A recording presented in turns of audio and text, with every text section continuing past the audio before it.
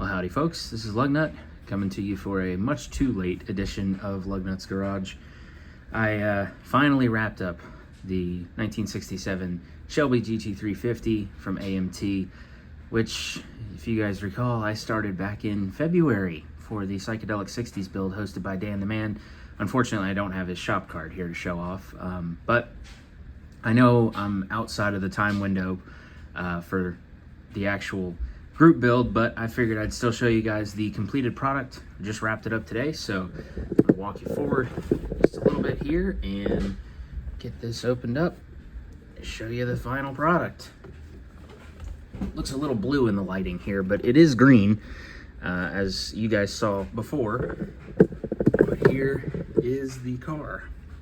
It's sitting a little high in the front. We're probably going to do a little bit of work on that to kind of lower the front suspension a bit, and then you'll see the decal boogered on me on the hood just a bit, so that's going to get some touching up as well. But for the most part, I'm calling it a final because it's pretty much done. As far as building goes, it is done.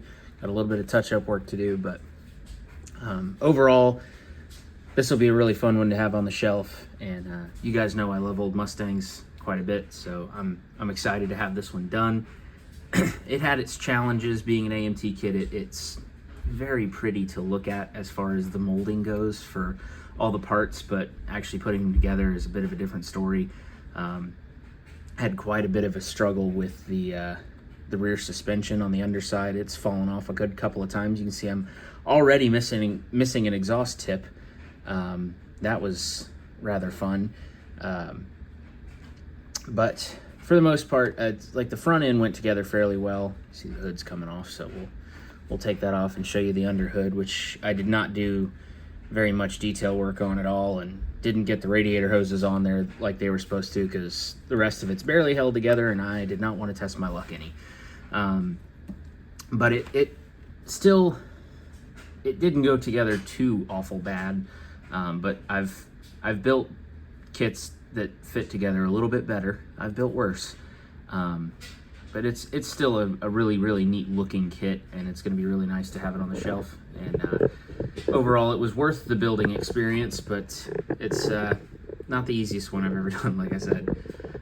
But the Duplicolor spray can color, it hazed quite a lot, and we were trying to figure out what in the world to do with that and how to counteract it.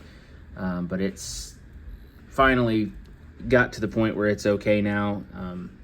You can still see a little bit of the hazing here on the side where it was, and I don't really know why this car looks so blue in the camera. It's very green in person, but anyway, that's the final on the build. Want to thank DanTheMan for hosting the group build. Sorry I couldn't get it done in time, but life got in the way. But we finally wrapped it up today, and looking forward to finding a good spot on the shelf for this one to go and just look real pretty for a little while. But thank you guys for tuning in. I'll keep it short and sweet for this one. That's the final on my 1967 Shelby GT350, and that's all from me for now. So this is Lugnut, over and out.